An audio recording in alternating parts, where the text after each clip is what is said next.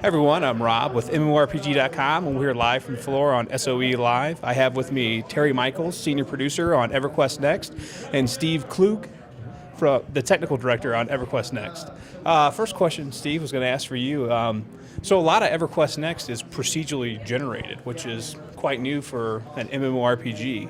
What kind of technical challenges did you face having to try to work through all those new issues you would face? Well, the technical challenges are just converting to a voxel-based engine in the first place was quite interesting because of the amount of data that we have to send around, to all the different clients and between servers. Procedural generation is always an interesting problem. You have to make something that seems believable and make it as much like it was handcrafted as possible.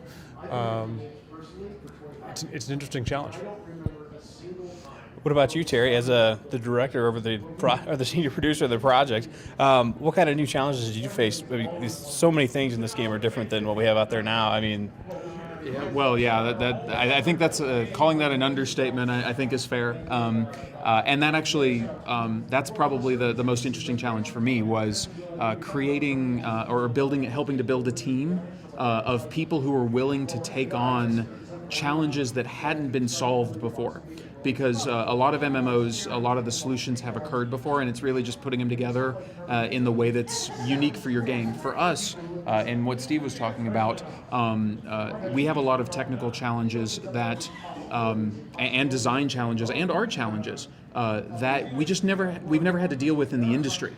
So finding enough people, finding the right people, and the people with enough experience to solve these new problems, it has been really interesting, and it's been the best part of my job, because I think we really have pulled together a team that can actually accomplish all of these crazy ideas that we talk about.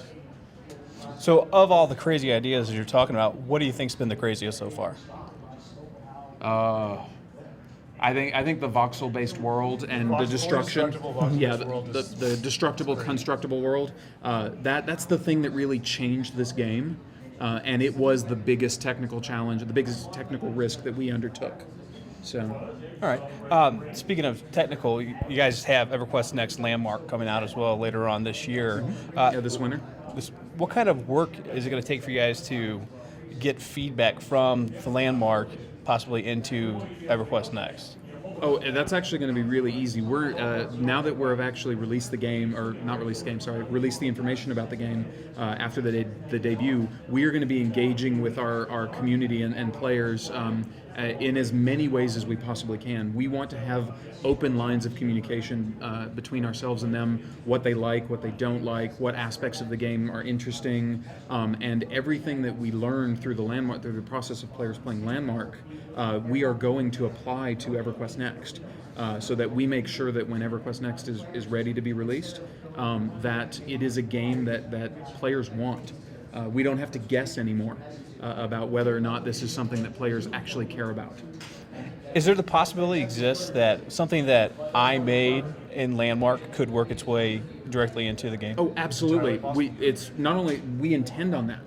You know, we want to run. Dave mentioned it in the presentation you saw, but we want to run contests. We want to run create opportunities for players to make things that we can then use in the game, and those people will become famous for what they've made. They will get credit for it, and they'll have either like a plaque outside of it or something that says, hey, player X made this, and it's part of the world at launch for EverQuest Next.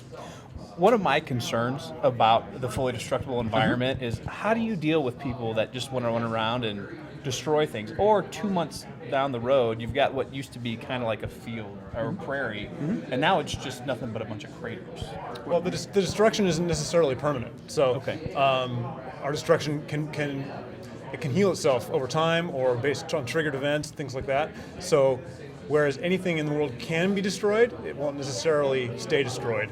We won't necessarily let it be destroyed. And that's the other part is along with the temporary nature of it, we have a very robust system of permissions where we can control who can destroy what, when, and where.